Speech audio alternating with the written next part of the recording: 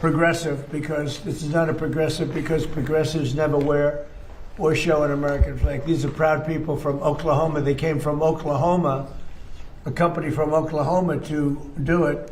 But you notice the American flag, he's proudly showing off his work. You know he's not a liberal and or a progressive. Used to be liberal, but they changed their name somewhere along the way because liberal wasn't working, but progressive doesn't work too. Although progressive is a beautiful term. They are not progressive. They're degressive. You got that? What do you think? That's good. Daniel's great. He's a great reporter. And again, we have a picture of a gentleman in a cart. Proudly, this is the head of construction for the job. So you can see it's just finished. This is just minutes before. And there's a gentleman named Secretary Burgum from Interior, Doug, who's been doing an incredible job. So Doug, we have 22 waterfalls. Most of them haven't worked for over 50 years. As of this morning, they all work beautifully, and they're clean. The graffiti's gone. The broken marble is fixed. Well, there's a way of fixing it. You use a thing called silicone, and you fix them, and they look beautiful. All of the hate and everything is removed from them. Some of them done through stupidity, actually, but hate. But here's another picture. Now you can tell this is a proud American because he's got a flag. Protesters never have, the bad protesters never have flags up. They somehow don't like the flag too much, but we do. So that's great. We put in today, as you know, about Save America, the Save America Act. I don't know, someday the Senate and the House will get it done, although I must tell you the House has approved it about 3 times already. Save America Act right here. We have, everybody can see that. And then we'll talk about clean, beautiful coal. You're not allowed to say coal within the Trump administration unless it's preceded by the words clean, beautiful. Complicates our life, but it's good, right, Chris, wherever you may be? It is clean and beautiful. I'll tell you, it's effective. So the Save America Act is all voters must show photo ID. So you go to vote and you show photo ID. Not complicated, right? You know, who could oppose it? They say it's an 80-20. It's not. It's about 99-1, and we'll never find the one person. Andy, congratulations, Andy, on a big victory. Thank you for your help. That's great. I appreciate it. But you're very good at what you do, and I've been backing you right from the beginning for a long time, right? Backing you too, sir. For years. That's right. You have. Thank you. Congratulations. You won a big election. So you have all voters must show photo ID, identification. All voters must show a little thing called proof of citizenship. Would you say that's 99-1, Mr. Pennsylvania? I would say that's maybe 100 to 0. I would think so. They say it should be. No, but they say it's 80-20. It's not 80-20. It's 99. And we've never found the one person. There's another one. Then you have no mail-in ballots, but we want to be liberal, as they say. Or we'll say we want to be progressive. So it's no mail-in ballots. You see that's what's happening in California. They're rigging the election. Now, maybe we caught them, and maybe they won't be able to get away with it. They tried with me. They did it successfully the second time. The third time, we made it too big to rig. Too many votes. They couldn't do it. They can only go. They sort of gave up at about 9:07 when they got slaughtered with the votes that came in. But no mail-in ballots except for illness, disability, military, or travel. So we're being very progressive. And we just don't want cheating in our elections. And you see it happening in California. Those numbers are coming down rapidly. They found a lot of mail-in ballots last night, shockingly. So we don't want that. Then we added best of. This is best of Trump. No men in women's sports. No transgender mutilization surgery for our children. I would say that's pretty close to 99-1 also. No men in women's sports. I would say that's pretty good. We had the quarterback, Jackson is the quarterback for the Giants. He's a big, strong guy. And I said, how do you think you do in women's sports, Jackson? He said, pretty good, sir. He didn't know I was joking. He was not worried, so let me put it that way. It would have been the greatest athlete of the history of women's sports. You got to see the size of this guy, like a male model, and he's going to be a great quarterback. So we talk about that, and so we just would like the Senate, Democrats, Republicans to pass it. Interestingly, Democrat people, not crooked politicians, because most of them are crooked, or they're sick, or they're Trump deranged. There is Trump derangement syndrome, but the people, it's 86, 87%. Democrats. I mean, Democrats are fine. I have a lot of Democrat friends, but I don't know, for some reason when they go into politics, they get radical left crazy, and they're trying to destroy our country, but we're not going to let that happen. So today we're taking historic action to bring down the price of energy and the cost of living for all Americans with the power of clean, beautiful coal. If you look at China, if you look at so many of the successful countries, they're using coal. If you look at some of the real great failures countries, they're using wind. Just keeps blowing, and puts you right out of business. Very expensive, most expensive energy there is. So wind is not working very well, but they keep it going, and because people get subsidies by countries that are stupid. Doug, I would say we haven't been long on wind. Do you agree with that?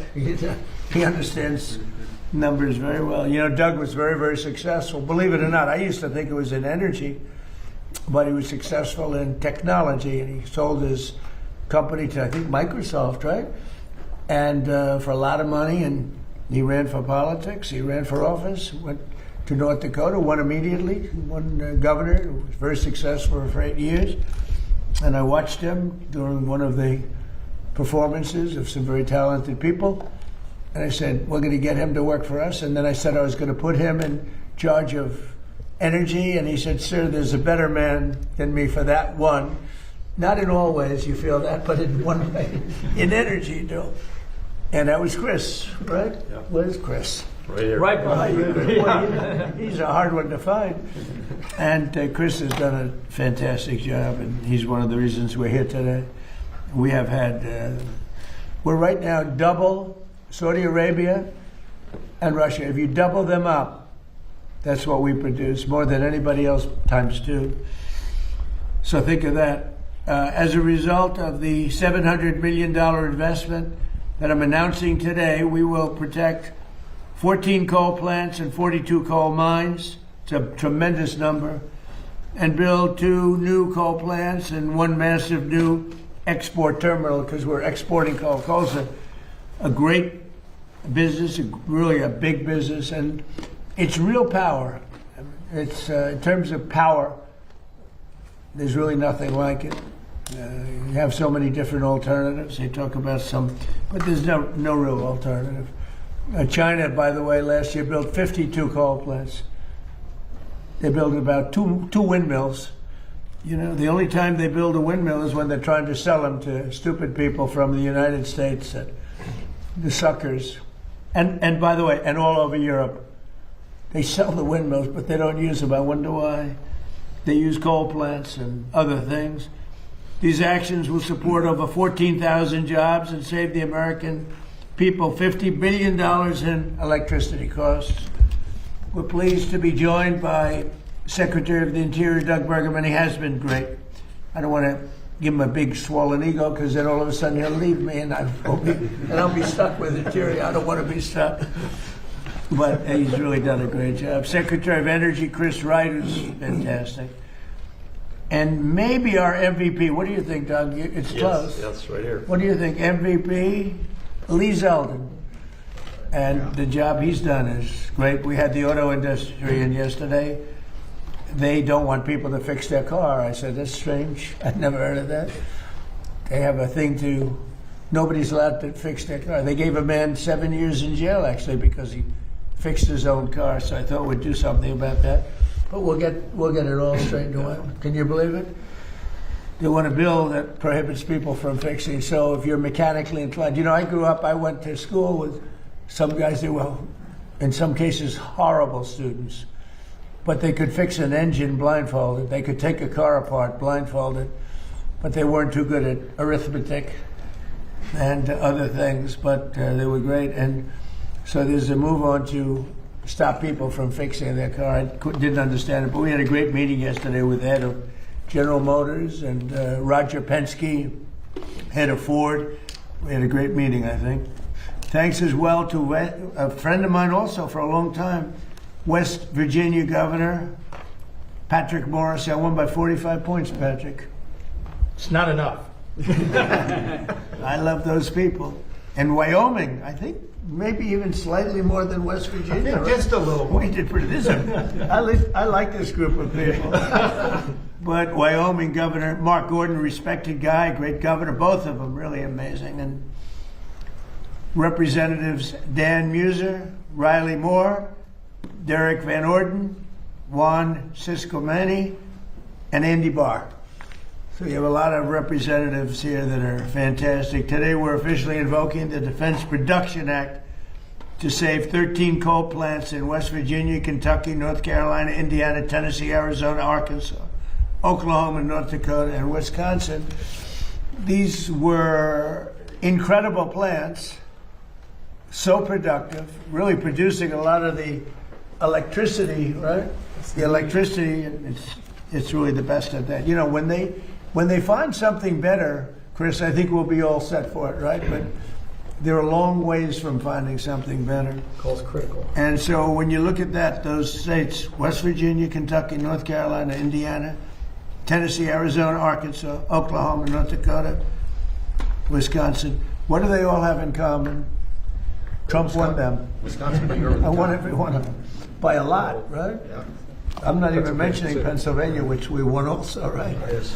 But we won them all. We won all 50. We had an honest count, if you want to know that. Our action will allow these facilities to invest in upgrades that will extend their operational lives for decades into the future, reinforce the reliability of our electric grid, which is really the biggest beneficiary, and most importantly, keep electricity prices very low for the American people. This brings the total number of coal plants that we've saved during my administration, just like when we said we saved 25 water fountains. Think of this, these are fountains, beautiful fountains that were so horrible to look at with the graffiti. Over 40 years, many of them closed over 40 to 50 years. The big one, the reflective lake, some people call it a pond, some people it's like a lake. But the reflective lake was built in 1922. It never really worked from the beginning, from 1922. That's a long ways. So it's over 100 years old. And it never really worked because they had the wrong base. It was always leaking. They didn't have what we have today. So it's pretty amazing what's happened. And, you know, I hate to say it won't leak, but it won't leak because we use the material that doesn't allow leaks. You know, it's like a swimming pool doesn't leak. You use the right. This is called swimming pool on steroids. So it's great stuff. And today's actions, we're also supporting coal mines and coal miners in Wyoming and Pennsylvania, Kentucky, West Virginia, Ohio, Indiana, Illinois, North Dakota, and New Mexico. And they're all going back to work. You know, it's interesting with the mines, that famous scene of Hillary when we went to West Virginia. Yeah. And she had just left another state and she was trying to convince everybody that they should go into technology, no longer be miners. And these guys in West Virginia, they didn't want to hear about it. They wanted to be, remember that scene around the table? They talked to this beautiful, big, strong miner, and they wanted him to make computer chips. She said, we'll teach him how to make computer chips. His hands were so large, he couldn't hold a computer chip. He's looking at it. He had fingers that were like 3 inches around, and they're talking about making a computer chip. And he didn't like it, and he ended up being one of our best ads ever. She wasn't, and she did rather poorly. She lost, I think she lost by 77 points or something like that. Pretty tough to go knock coal, and then you go 2 weeks later to West Virginia to try and win the state. It didn't work out well for her. But the miners love us. What do you think we got with the coal miners? Would you say we got 90%, 100%? Where do you think we were on this? Pretty high. Yeah, pretty Probably high. higher than any group in the country. Pretty high. North of 90. Yeah, it can't be bad. Well, we did well with all the groups. I'll tell you, the group that now likes us are the auto workers, because we're building more auto plants now than at any time in the history of our country. So it's great to watch and see what's going on with the U.S. We're the most respected country anywhere in the world, and we were a dead country a year and a half. We were a dead country. We were laughed at. We were a mocked, laughed at country. Starting this summer, the West Gateway project will break ground, and by summer 2028, over 12 million tons of clean, beautiful coal per year will be shipped to countries all around the world. And this project's been delayed over 10 years, and Biden ended it, and then Barack Hussein Obama. Have you heard of him? Barack Hussein Obama, another one. He's another beauty. But that delay is now over, and it's going to be very productive. It's going to fuel our electric plants in particular. It's going to be amazing. Finally, we're taking nearly $200 million in that to set aside for the Green New Scam, and it was set aside for the Green New Scam, but the Green New Scam is history, and repurposing that money so that we restart a coal plant in Maryland and help build 2 brand new coal plants in Alaska and West Virginia. And these are all built with new technology. It's very clean. It's amazing how that's come along. It's all very clean. And the first new coal plants to open in our country since 2013. You couldn't open, you couldn't even think. They were only closing them. They were closing them, and yet brownouts all over the place. But you don't have that anymore, do you notice? Under 4 years of Sleepy Joe Biden and the radical left Democrats in Congress, not a single permit was approved for a new coal mining project. But in over 1 year of our administration, we've already approved 76 permits for clean, beautiful coal. Last year, we prevented 17 gigawatts of coal-powered electricity from going offline, and that's enough power for about 13 million homes. Think of that, 13 million homes at a very low price. It's the lowest price. So now I'd like to ask Secretary Burgum to say a few words, followed by Secretary Wright, Administrator Lee Zeldin, and then Governor Mark Gordon, and whoever else wants to say a few words, including my new friend, my new governor friend. So, Doug, go ahead. Well, thank you, President Trump.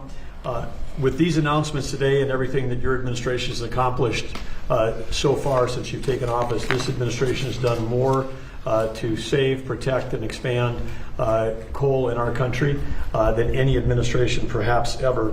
Clean, beautiful coal. Clean, beautiful coal, absolutely. And none, I'm only kidding. It's okay. When you took office, the first thing you did was declare an energy emergency. Some people questioned that, but the prior administration under Biden had gone so far down the path of pursuing the highly subsidized, intermittent, weather-dependent sources of electricity that our grid was at risk. You understood that, and you understood how key coal is. It's the backbone of having affordable, reliable, and secure American energy to power our country, power our electric grid, power our competitiveness in AI, and power all the manufacturing that's coming back. As you mentioned, with those record coal leases, this is where we take federal public land, lease it to the private sector. They write a check, that comes into the Treasury. They create jobs, help support local communities. So there was 0 coal leases held in 4 years under the Biden administration. You heard the president talk about 76 here. We've slashed red tape. Those took years to get. Some of these projects for coal mining we've approved in less than 1 month under the emergency procedures. And we also have opened up for leasing another 13.1 million acres that people can bid on in our country on public land. And this is land that was set aside.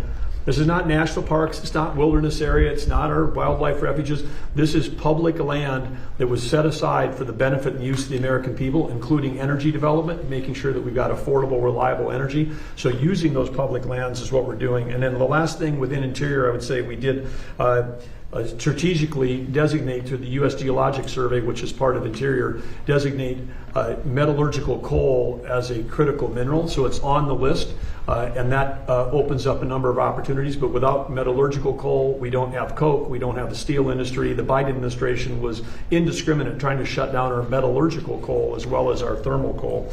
So, and then the last thing you mentioned, the coal export facility, again, working through all the permitting to drive towards that so that we can be selling clean, reliable energy to our allies in the Pacific who want to do more trade with us. And lastly, again, thank you for creating the National Energy Dominance Council.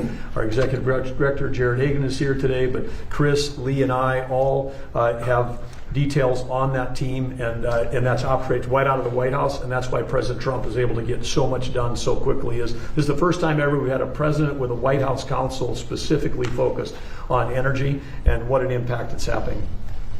Well, and thank you to, perhaps slightly less importantly, but I think very important, the National Garden of American Heroes is going to be unbelievable. And I'd like to know how are you doing on that, and how are you doing on the Great Triumphal Arch? So every city, just about every major city, has a triumphal arch. This is an arc that's a real bow, a beautiful bow to your military and military victories. Nobody's had more military victories, including recently, than we have. And they never got the arc built. It's been, the Civil War stopped it. That circle has been sitting there for a long time, for many, many years. And, I guess you could go back to, in 1902 they tried it, but in 1860 and 1880 they just never got it done. The Civil War stopped it the first time. That was a good reason. I think that's probably not a bad, that was a good excuse, but after that it just never happened, and we're going to get it done. And so we're doing it with the Department of Interior, and we're also doing the National Garden of American Heroes, which is phenomenal. And we're doing something that just came up. We'll have a little breaking news here because nobody's heard of it, but at the Lincoln Memorial, the front was supposed to be the back was supposed to be the front. It never got built because they built two roadways behind it after it was built, and it shut off the gateway to the water. That was really going to be the main entry, and we're going to be doing that. It's called the Promenade. It'll be the Promenade. They want to call it the Trump Promenade, but I don't know if I want to do that. But it's going to be beautiful. It's a beautiful project, and it's going to take the Lincoln Memorial right down to the Potomac, which it was always scheduled to do, but when they built the roads, that was the end of that. But we have a way of beautifully going over those two roads, highways, very, very strong, very important roads, actually, as you know, from the bridge. But it's going to be great. So can I ask for just a couple of seconds to talk about those three great projects that we're just starting? Well, I'd say that it's important for everyone to know that, as you described, these are plans and ideas that have existed almost since the end of the Civil War. But the McMillan Plan, which is the one that designed the National Mall as we see it today, that was in the early part of the 1900s, envisioned this connection, that you would have the memorial bridge between the Lincoln Memorial and Arlington Cemetery. At the halfway point, there's a very large circle. It was designed to hold a monument. The arc that would go there is a fantastic complement and completion of this plan that's over 120 years ago, President Trump's vision of how to build that. And of course, President Trump has talked to President Macron from France. More people visit the Arc de Triomphe than even visit the Eiffel Tower. I mean, this would be a highlight for Americans to come. The views back at the city from the top of the arch would be amazing. The views from this side, from West Potomac, where the National Garden of Heroes was, looking across at the arch would be amazing. And of course, the promenade on the backside of the Lincoln is, as President Trump described, right now there's no pedestrian access. You're on the mall, people come from around the world. They don't know that 100 yards away is the beautiful Potomac River, which was part of the original plan. And now they'd be able to walk around the Lincoln Memorial, walk on a pedestrian bridge over the first highway, walk over the next one, and right down to the water. It would complete the vision. These projects would complete the original vision, the McMillan Plan, and how fortunate are we to have the builder-in-chief, someone who both has the vision and the understanding of how to get projects done that would, again, make our city safe and beautiful, just like the executive order President Trump put out last year has accomplished. And wow, we are ready for the celebration of our 250th anniversary. The city's never been safer. It's never been more beautiful. But President Trump's not stopping there. Vision that he has for these projects would extend for generations forward. So thank you, President Trump. Thank you very much. Great job done. And Secretary Chris Wright, please. that no coal, no modern world. Stated another way, without clean, beautiful coal, the modern world is impossible. And we saw 17 years ago in President Obama's election an all-out attack on the American coal industry, the industry that built our nation. We wouldn't have the buildings, the factories, the industry, the electricity grid we have today without the critical contribution of coal. It's been the largest source of global electricity for 125 years in a row, and will be for decades to come. In the United States, it remains a critical source of our electricity, also a critical source for our industry. Can't produce steel and cement and other materials without coal. And beyond the impacts of coal in our electricity sector, just think of the direct impact on human lives. If President Trump had not been elected and inaugurated in January of 2025, and through his authority at the DOE, we were able to force keeping open 6 coal plants. As of today, there'll be a 7th one, and more than twice as many that voluntarily said, hey, we're not going to have to close, we need to stay open. 17 coal plants were not closed in 2025 because of President Trump sitting at this desk and in this position right here. That saved 17 gigawatts of electric generating capacity, and the winter storm Fern that hit our country in the last week of January this year, conservatively, hundreds of Americans would have lost their lives if those 17 coal plants had closed.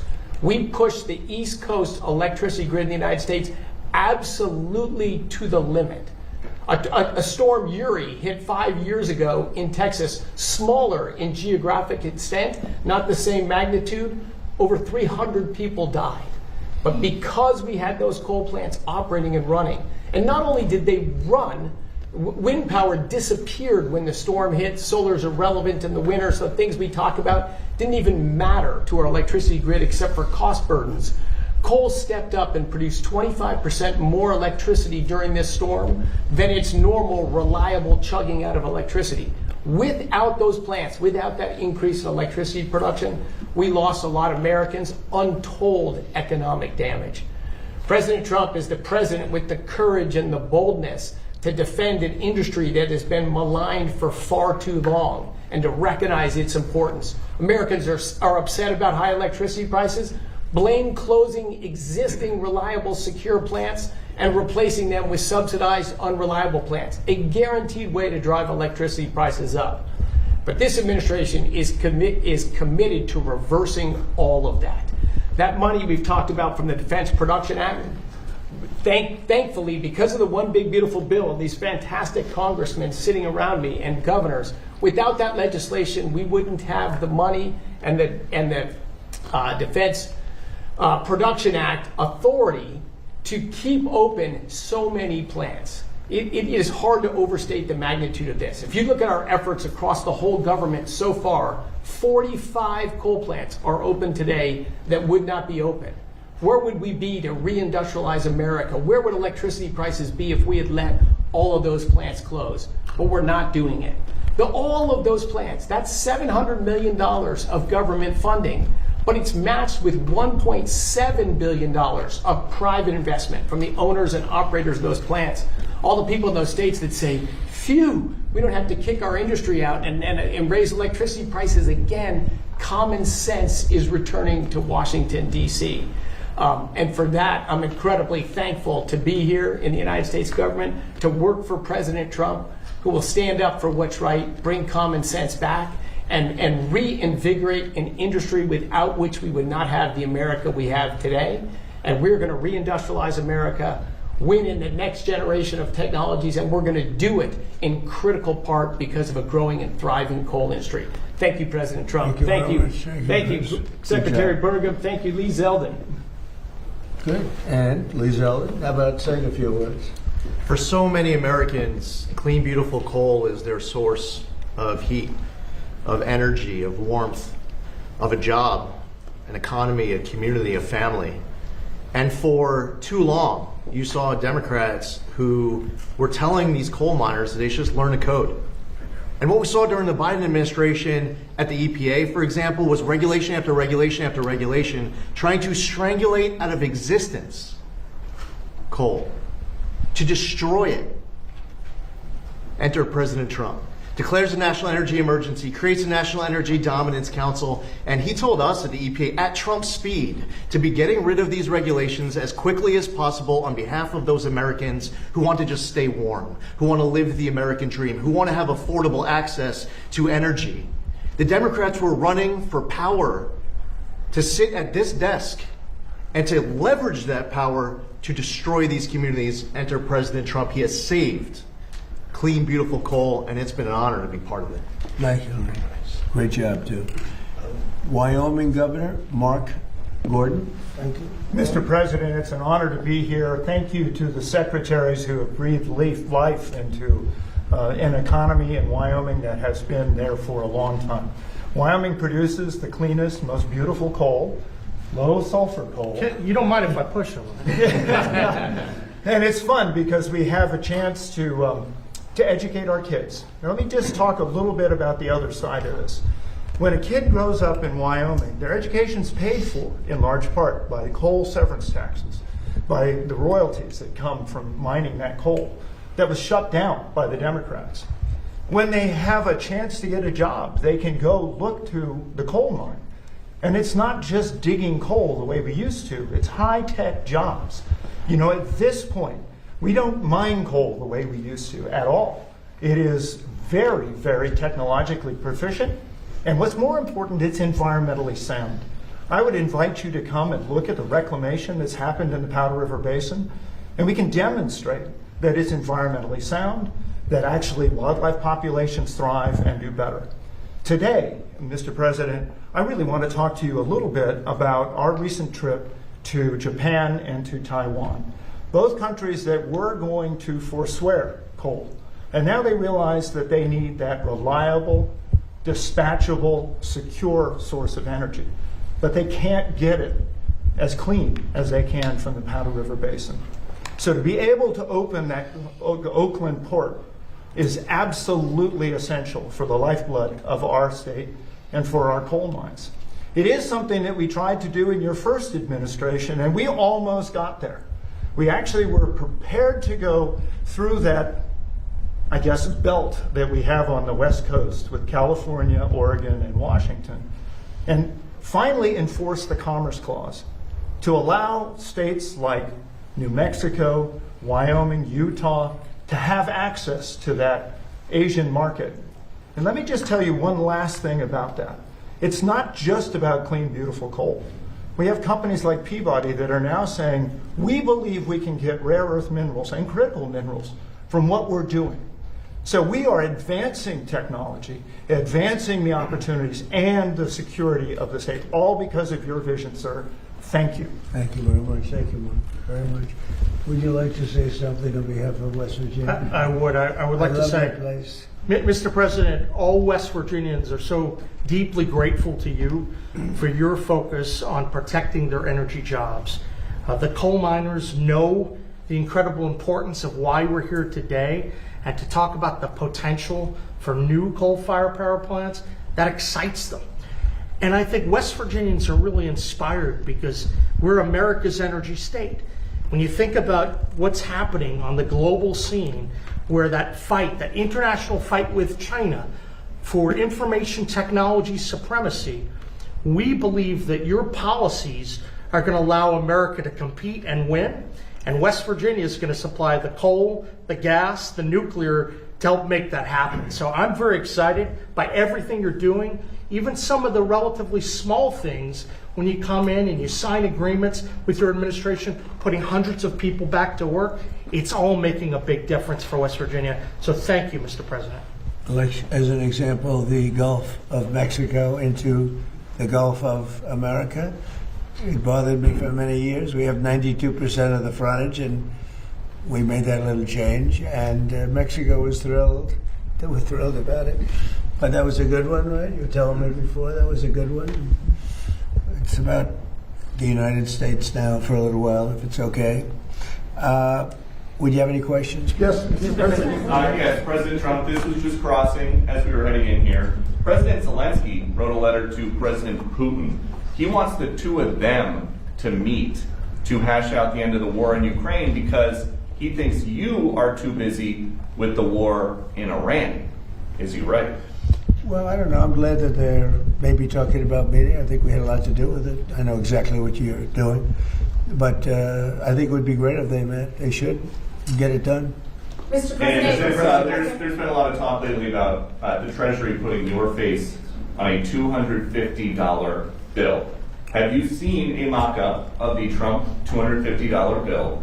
And if that winds up being currency, would you ever be able to tip anyone anything but that? Well, I think I'd probably leave it for everybody. I have actually seen something just about 2 days ago. I know it's been pushed by a lot of our supporters, and I'm honored that they're doing it, but we'll see how that all works out. But I have heard about it, and there is a group of people, they really like the job we're doing, you know, so that's a great honor. Yeah, please. You announced just a few days ago that you're naming Bill Pulte as the acting director of national intelligence.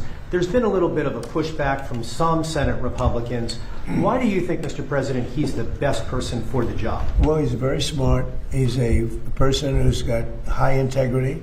He's done a phenomenal job at Fannie Mae, Freddie Mac. You know, you probably have $1 trillion in value there. When he took over, it was much less. And I guess I'm responsible for that too, because everybody wanted me to sell it in my first term for 10% of what it's worth right now. If I would have sold it, we would have lost $900 billion. We would have lost, I mean, think of it, it's probably worth $1 trillion. And I was offered, people want me to sell it at $100 billion, a very small percentage of what it's worth now. So, and he built it up a lot, did a great job. And it's an acting position, it's not a permanent. He's not going to be permanent because, you know, I don't think he'd want to be permanent. But he's a very smart guy, and he may find out some things about the rigged elections, et cetera, et cetera. I think he'd like to do it. I think he wants to do it very much. Got a lot of energy. But he'll be very good. Again, it's not a permanent position. Right. We're interviewing people right now, but it's somebody just to take it over for a little while. Does he have the necessary, in your view, Mr. President, the necessary national security experience to take on that position? Well, I do, and I think he does, actually, because he's smart. Because a lot of national security, I wasn't greatly experienced in national security, and I think I've done a really great job with it. A lot of people would say that. I've ended 8 wars, and soon to be a 9th. I hope that works out too, you know. Frankly, probably, and there's another one also. It could be 10. No president, I don't think a president's ended 1 war having to do with outside of this country. So, you know, we've done a good job. I would say that Bill is a guy that will be able to figure it out very quickly. Again, it's short term, but he may be very effective for a short period of time. Mr. President, so what will there be a proportional share increase of electricity production as a percentage of our nation's electricity output? And my follow-up is, I took that historic trip with Secretary Wright of the small modular nuclear reactor on the West Coast early this year. Are we making more progress? Because I know how critical gas and coal is for the secure grid. Well, the answer is we are, but Chris, you want to answer that? Yes, I mean, our electricity grid essentially runs on gas, coal, and nuclear. Those are the 3 key sources. They're the backbone of the American electricity grid. We're in favor of seeing all 3 of them grow. You will see all 3 of them grow during this administration. And in fact, later today, before the sun goes down, you'll see a big announcement in the nuclear space related to the trip you came on. Thank you. Thank you. Mr. President, President Putin said today that he was willing to make compromises that you requested to end the war with Ukraine if Ukraine was willing to make similar compromises. Yeah. What were the compromises that you asked Well, Putin I'd rather not say, because Peter asked me. I think it was meant as a little wise guy question, but I'm not sure. But I'm very responsible when that happens. It's going to happen. They're going to both make compromises. I suggested those compromises. And, you know, we've had a lot to do with it. We'd love to see their two very good people. They're two very, incredible countries, beautiful countries. They've got us up. Last month they had 25,000 people killed. Soldiers, mostly soldiers. Some people, but mostly soldiers. And it's been averaging probably almost 25,000 people every month of soldiers killed. And I've been very strong on the fact that they've got to get that over with. So, but they do. I want them each to make certain compromises. I think they're going to do that. Yeah, Daniel? Mr. President, thank you. You, through your actions, have saved and supported more than 100 coal plants in your second term. When you hear something like that and you try to create an environment where they're not just surviving, they're thriving, what does that do to the reliability of our energy grid, but to the economies as well of states like Pennsylvania, West Virginia, Wyoming? How does it bolster those economies? Well, we were destroying our grid because we were relying on wind and other things that don't have the power, they don't have the strength, they're very expensive. Wind is the most expensive form of energy. It sounds good, wind, beautiful wind, but it's very intermittent. But those windmills cost a fortune. They break, they kill the birds, they're bad for the environment. Nobody wants to be near them. The houses, I don't know how they got popular. They're not popular with the people. They're popular with investors because they get subsidy. But we pretty much cut that subsidy out, I think, Doug, right? Absolutely. In the working families tax cut bill, it all expires, and since the subsidies have gone away, there's virtually no one, particularly offshore, no one is trying to build one of those projects in America. Turns out they weren't trying to generate electricity, they were just trying to generate tax credits. You're supposed to be making money with energy. And here, wind, it needs subsidy. Energy shouldn't need subsidy. We have so many different forms of energy, but I've talked about it for years. Wind is the most expensive. It's the worst. It causes tremendous problems, and it does. It kills millions and millions of birds a year. Nobody mentions that. You'd think if that were anything else, everybody would be sued. If you kill a bald eagle, to put you in jail for like 4 years or something, and yet windmills knock them out of the air all the time. Nothing happens. It's disgraceful. So we're into energy that really works and works powerfully. Yes, go ahead. And we're waiting outside to come into the Oval Office. Everyone's looking at the UFC structure, the claw. Are you happy with how that's coming along, and it's what incredible. are your expectations? We put it up in 5 days. It's incredible. And I told yesterday the story of the Eiffel Tower, and it was 1889. It was put up. It was going to be brought down right after the World's Fair ended, which was up for a short while. And they said, well, let's leave it a little bit longer. Then they said, let's leave it a little longer. It never came down. That was 1889, the World's Fair in Paris. So I jokingly said, let me tell you something about the Eiffel Tower. Now it'll come down after the fact. There were actually some people who said he wants to leave it up. Yes, please. Mr. President, about the Columbus statue, Columbus Fountain at Union Station, it looks amazing. Thank you. And what does that mean for the relations between Italy and the United States? Well, it means Italian people love Trump. Because, that was controversial. People want to rip it down. You see how beautiful it is. And we didn't only not rip it down, but Doug and his group and all of us together, we beautified it. It's I didn't know that marble was going to be so beautiful once we cleaned it up. You wouldn't believe it when you saw that thing was loaded for 50 years with film and graffiti and everything else. It's amazing. It's amazing how good. They did a really great job. On the Strait of Hormuz, Mr. President, do you still want European allies' help? We're discussing energy today. And well, we don't what need kind the of help. What kind of help would you want? Do you have a We're the most ask? powerful military in the world. We gave them a chance to help, but they chose not to. NATO. We went to the NATO countries. We went to others too, in all fairness to NATO. And I wouldn't say I gave them a hard sell, but I said, hey, if you'd like to help, it would be wonderful. And they all turned us down. And, it's going to be an expensive proposition for them because they shouldn't have done that. They should have helped. We don't need it. We have our own. We have much more than we need in terms of oil and energy generally. But European countries and other countries, they need it tremendous. Some of the European countries need it really big. And they should have said, we'd love to help. But if you could choose, but Mr. President, if you could choose, what would you ask them to do, sir? If you want. Well, I would have asked them. There's not much. Look, there's no Navy, there's no Air Force. We've wiped them out. We've wiped out their leadership and almost all of it. We've wiped out all their military leaders. They're down on the third. Now, maybe they're very good. I don't know. I can't tell you that. But certainly the first ones didn't do very good because they were literally, after 3 days, almost the entire military was wiped out. They had to get new generals. And then after that, they had to get more new generals. And we knocked out their anti-aircraft, their Air Force, just about everything you can knock out. So, and then you read in the fake news that they're doing really well in the war. I mean, it's unbelievable. We knocked out everything there is to knock out, and you'd pick up the fake news and they'd say how well they've done. They're doing brilliantly. They have no Air Force. You know, they had exactly, we knew that, 159 ships.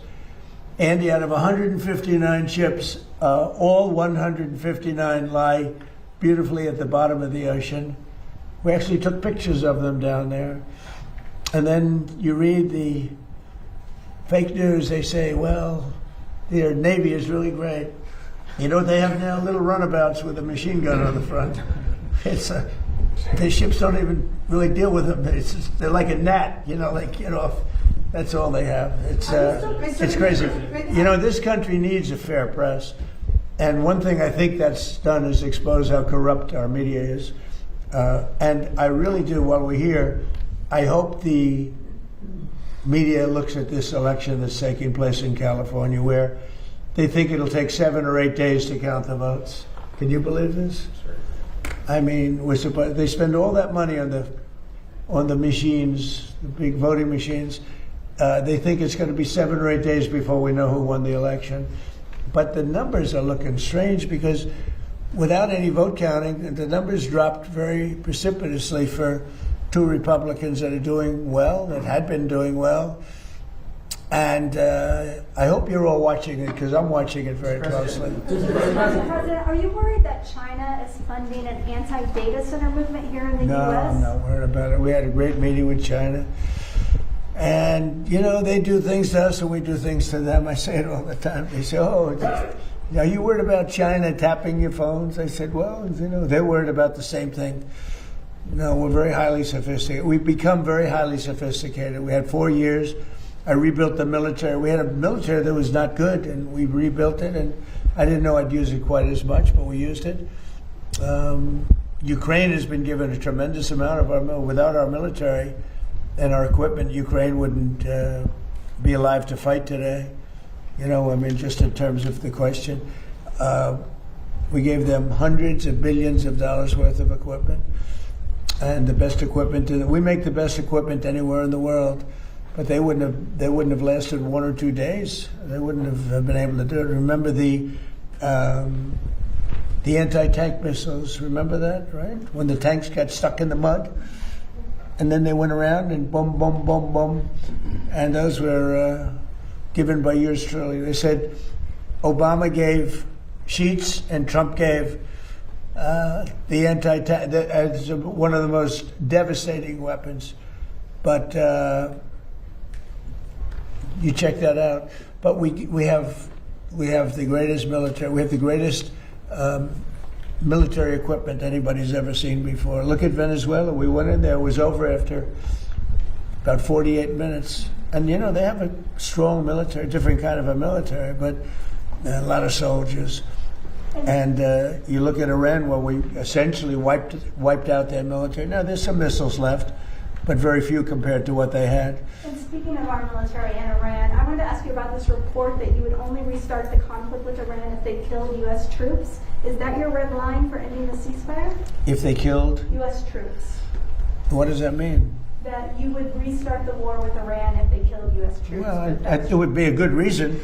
I'll be honest with you. If they killed U.S. troops, I think I would do that very quickly.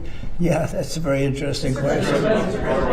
You responded to the vote in the House yesterday on the War Powers Resolution. Also, we've seen Hezbollah reject the U.S. brokered peace in Lebanon. You said that negotiations are in final stages. What is Iran saying they're stalled. Yeah, what does reject mean? They didn't reject. Look, they're looking. I think Hezbollah, I will tell you, they called us and they said, how about stopping? And I think you're going to see things happen over there. That's been like a little bit of a different world, but it's interconnected with Iran. And it would be really nice if Lebanon could have some peace Lebanon's been under attack for so many years and always like an underdog. And it would be really nice if it could end. And I spoke to Bibi Netanyahu about that. And I speak to them about it. And I actually spoke to Hezbollah about it. And I think progress is made. That's been going on for a long time. You know, when you look at that for years and years, 48 years, I say, well, let's get this settled. How long has it been going on? 48 years. I said, that's a long time. Not that easy, but go ahead. As we get closer to the midterms, are you starting to factor in domestic reaction to this in your handling of this? No, I just do what's right. Indefinitely? No, I mean, look, it was like Venezuela. It was very unpopular. Then we won, and my numbers went through the roof. I have very high poll numbers. They went through the roof. It was very unpopular when I went to Venezuela. They said, oh, we don't want... Well, first of all, that one's relatively close. It's sort of a semi-neighbor, right? And the relationship with Venezuela is incredible. We've taken out millions and millions of barrels of oil out of Venezuela. It's very oil prone. I guess, Chris, one of the most, right? Yes. And we've taken out, you're sort of leading it, but you want to just tell them real fast about the relationship we have with Venezuela, Chris? Yeah, things with Venezuela have gone very well. Venezuelan oil exports today are 3 times higher than they were right before we went in. So it has been a meaningful incremental supply of oil to the world. And one of the reasons we're solving a 47-year-old problem of Iran's race for nuclear weapons and oil prices in the U.S. We wish they were lower. But gasoline prices in the U.S. are, a little over $4. They're $10 in Europe. They're higher in Asia. They're very high in California. The bigger threat to energy prices in the United States is Democratic green energy policies. They have driven up energy prices far more than a conflict in Iran. And the conflict in Iran will come to an end. We hope the crazy green energy, drive up energy prices policy of the Democrats at federal and state levels, we hope that comes to an end too. And remember this, if you want to call it a war or if you want to call it a military operation, you cannot let Iran have a nuclear weapon, and everybody agrees to that, no matter, almost everybody. But wait a minute, our gasoline prices are lower than they were with Biden without that. And he would have let them have, in fact, he inspired them to have, frankly, a nuclear weapon, him and Obama. Obama picked the wrong country, you know that. And the Obama deal, I terminated that, or they would have had a nuclear weapon. That was a road to a nuclear weapon. Our deal, if we make that deal, and it's going well, but who knows, if we make that deal, it's the exact opposite. They will never have a nuclear weapon. It sounds like you're in it for as long as it takes. I'm not going to let them have a nuclear weapon, no. With Obama, it was a road, you know that, it was a road to a nuclear weapon. That was a short-term agreement, and at the end of which they would have a nuclear weapon. So they would have had it 4 years ago. Then we attacked with this beautiful plane right here, the B-2 bomber. We attacked 10 months ago, we attacked their nuclear sites, and they were obliterated. It turned out that, CNN was wrong. They said, well, maybe they weren't hit that hard. They were hit so hard, nobody knows if you can even get it out. But the only ones that have the capability of getting out is us and China. We're the only ones with that kind of equipment that's powerful enough to go down that deep into a mountain. But that mountain crushed it. That mountain literally collapsed on top of it. Those pilots did one hell of a job. And now the atomic energy, as you know, has backed us up on that. They think it's a very, very hard thing to get it. But we'll get it anyway. But we're the only one, and China. I believe China too. But we're the only two that have the capability. President Joe Biden is out promoting a new book this week.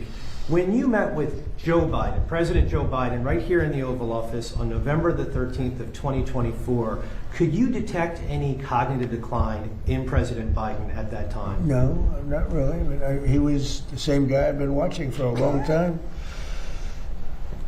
I mean, you could go back 40 years. I watched him 40 years ago, 30 years ago. He's never the sharpest guy. You do know that, right? It wasn't like he was sharp as a tack. But, no, it was the same guy. They actually invited me here before the election, which was strange. We went here before, but then I met also, as you know, we did the ritual. And, I mean, he was fine as far as I was concerned. I don't know, something happened to him during the debate. It could have been me. I thought I had a very good debate. Nobody ever says that. They say that Biden did badly. What about me? Did I do well? You know, there's a reason he did badly. So the question is, did he do badly because he choked or because he didn't have it? But he didn't have a good, I would say this, he did not have a good night. But during that time period, you met with him for about 2 hours. You didn't feel he was slowing down? He spoke softly, very softly. And as we started to speak, I mentioned this to people, he spoke very, very softly, very low. And as we talked, we got along really well, and I thought he was fine. When I say fine, I mean, was he like talking to Doug Burgum? Was he like talking to Chris? Was he like talking to any of these monsters up here, all these tremendous politicians and environmental geniuses? Was he like talking to Andy Barr? No. He was fine. I have a question about Hunter Biden.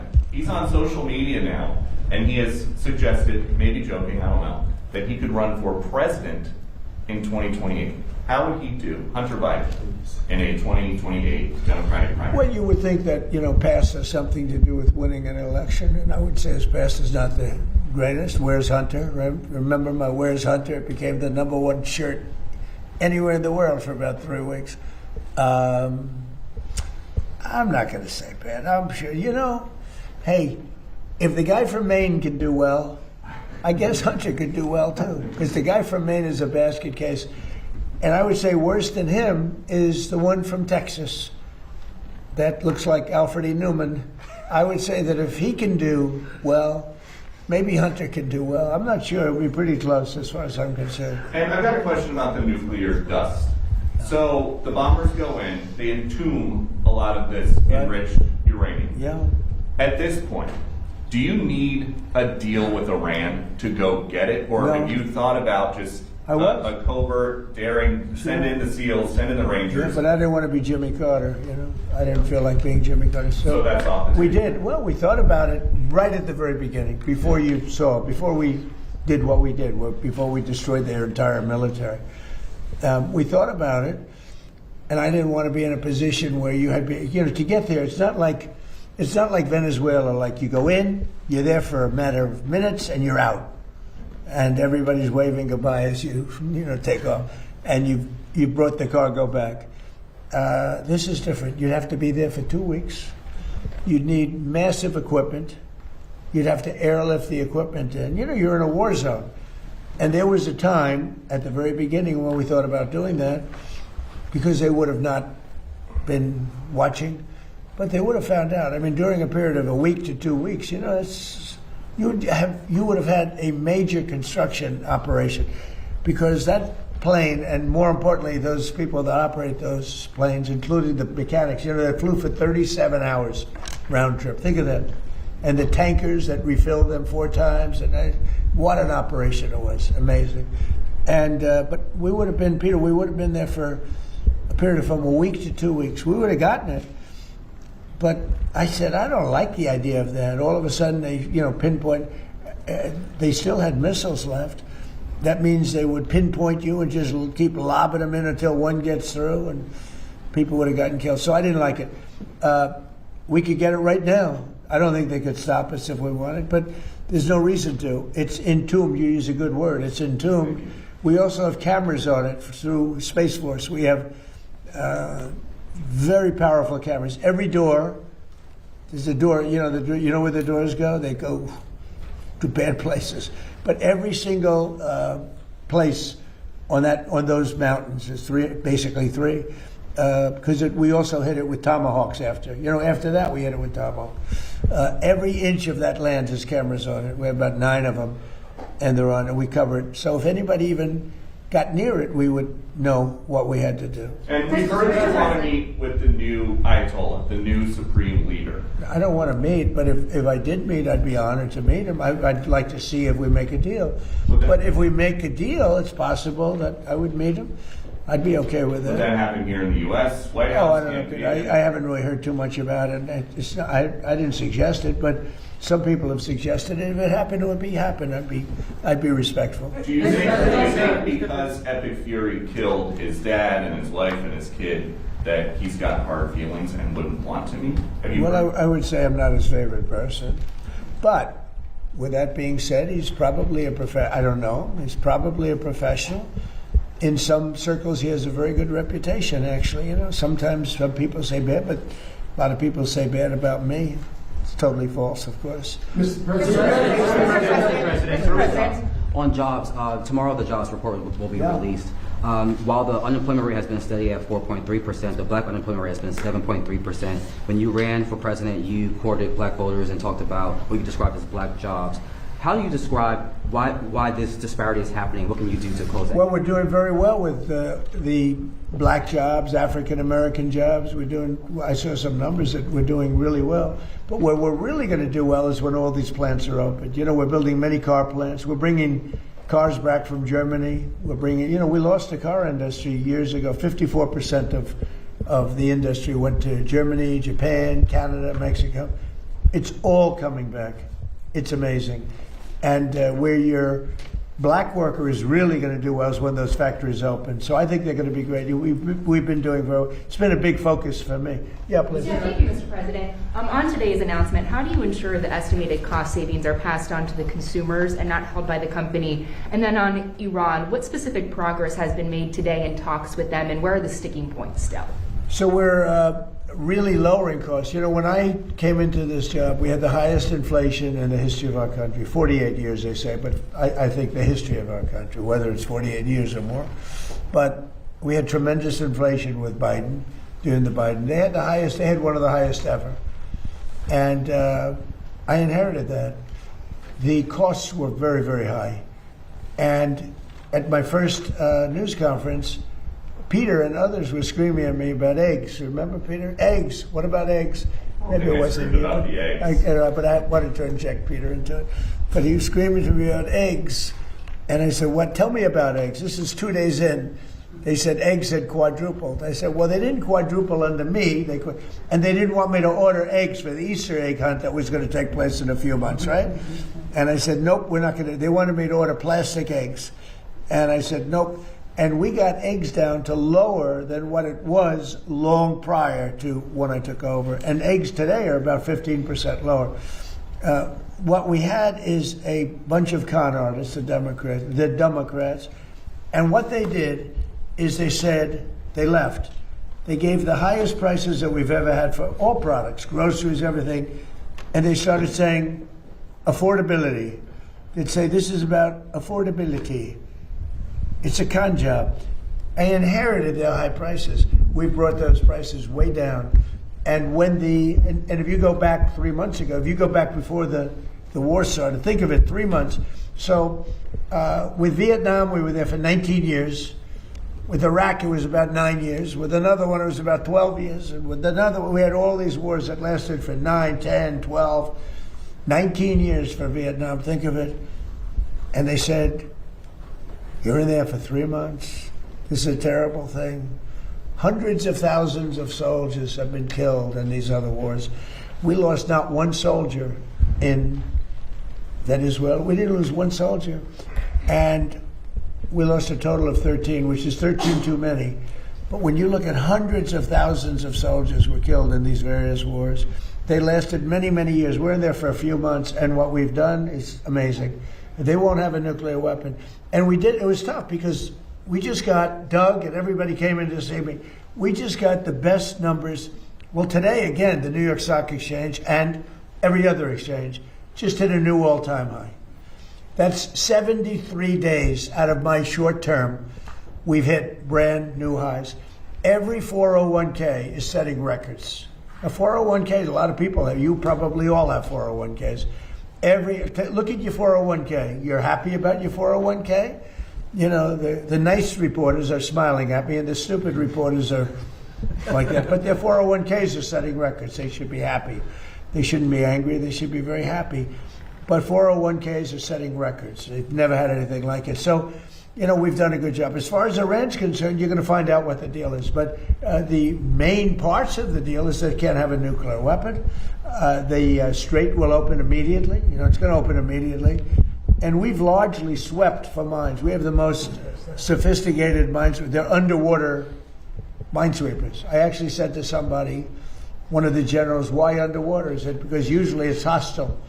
You know, when you're looking for mines, typically it's not in a good neighborhood, right? So underwater made a lot of sense when it didn't take long to figure that one out.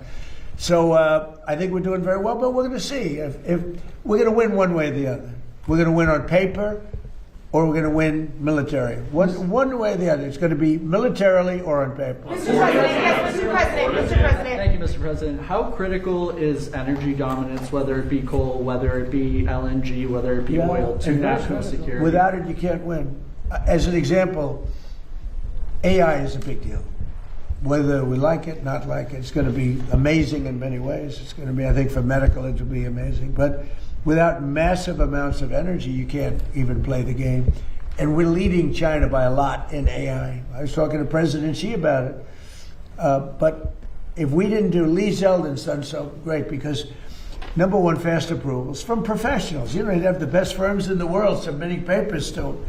And we didn't keep them waiting for 10 years and then vote against them after 10 years. That way, guys would file with the environmental for a plant of some kind. After 15 years, they would be rejected. It was terrible. Now we have great professionals there, and we only accept plans from great professionals, but we give them fast turnaround, and it's been really amazing. I think the biggest thing we've done, Lee, is we let these geniuses with all this money build their own electric plant. We don't take it from our grid. We let them build their own plant. They become a utility. So they're building a plant, and at the same time, they're building electricity.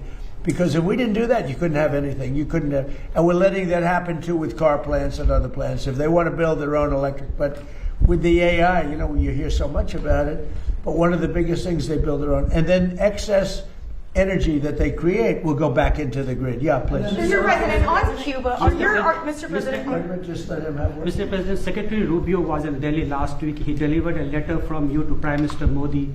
And sir, you also addressed people of India to your favorite ambassador, Sergio Gore. That's right. Yeah.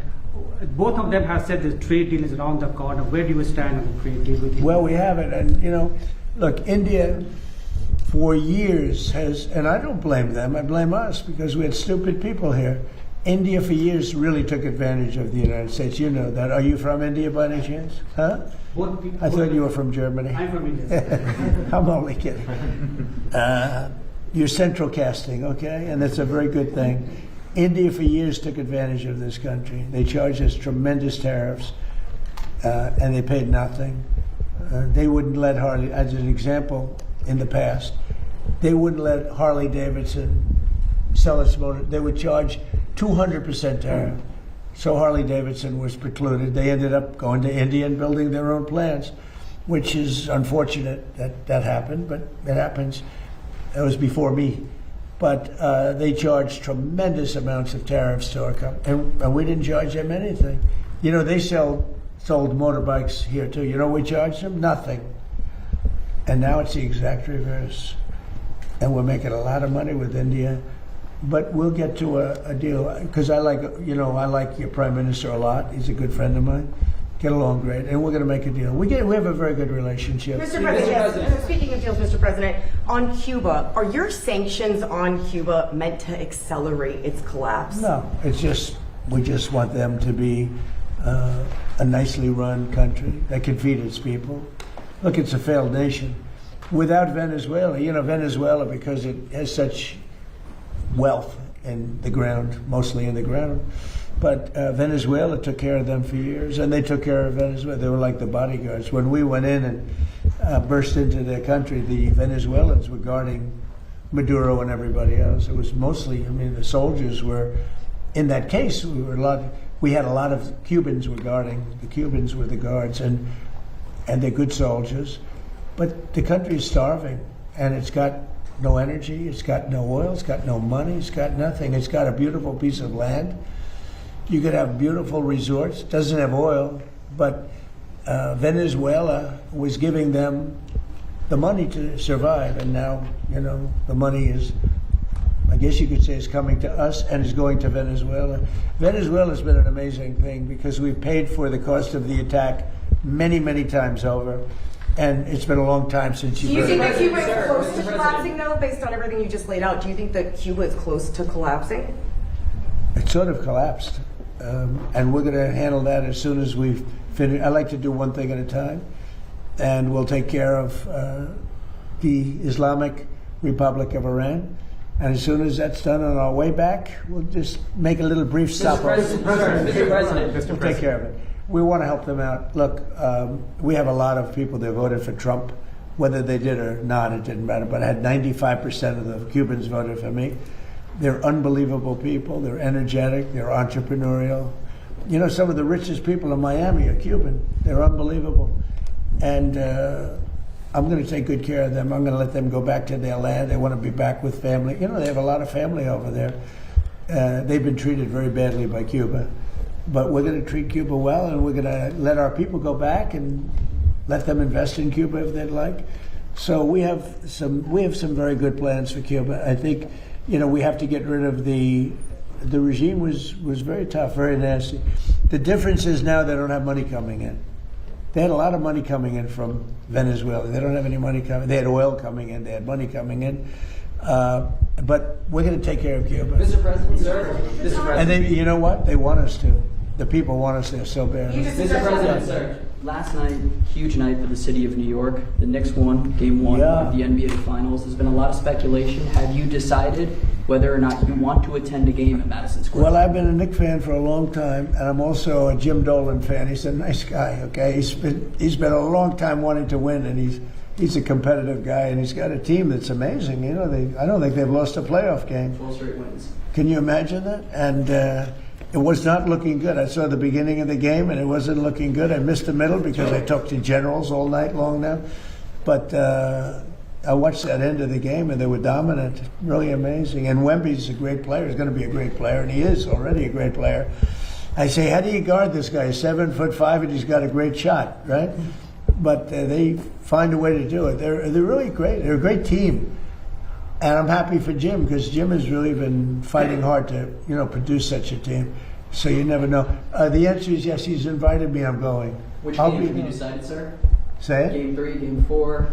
Are you excited? It could be Monday, yeah. Monday. Mr. President, speaking of New York.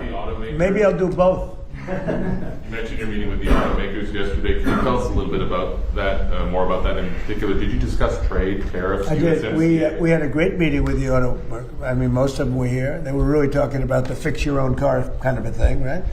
But they're doing very well since I'm in office, because I got rid of a lot of environmental restrictions. In fact, you might just tell them a little bit about that, Lee. We made it so much easier for them to build a car. They can build a less expensive car that's much better. And they were so choked up with environmental nonsense that in order to save 4 ounces of gasoline, you had to spend thousands and thousands of dollars. Lee, do you want to go into that? President Trump, we sent to Congress 3 Biden EPA waivers to California that Congress passed. President Trump signed last year, getting rid of the electric vehicle mandate that a whole bunch of other states had signed on to. Just a couple of months ago, President Trump announced here at the White House the largest act of deregulation in the history of the United States, the repeal of the 2009 endangerment finding. All the greenhouse gas emission standards in light, medium, and heavy-duty vehicles were following the law.